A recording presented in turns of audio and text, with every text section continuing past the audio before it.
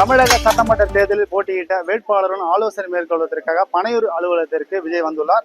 வேட்பாளர்களுக்கு முக்கிய 3 உத்தரவுகள் போட உள்ளதாகவும் தகவல் வெளியாகியுள்ளது. தமிழக சட்டமன்ற தேர்தல் கடந்த ஏப்ரல் 23 நடைபெற்று முடிந்தது. அதன் வாக்கு எண்ணிக்கை மே 4 நடைபெற உள்ளது.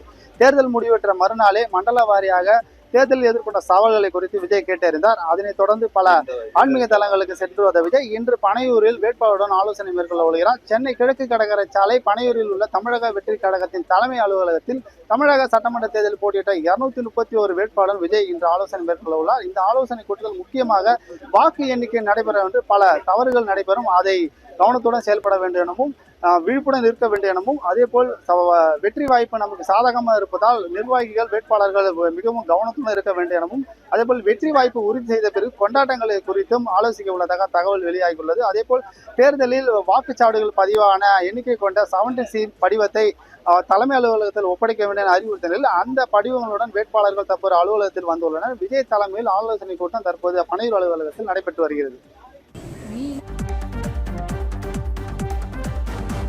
விவரங்களுக்கு நன்றி குமார். சென்னை பனையூரில் தாவேக வேட்பாளர்களுடன் தாவேக தலைவர் விஜய் ஆலோசனை நடத்தி வருகிறார். கூடுதல் விவரங்களை வழங்கினார் செய்தியாளர் குமார்.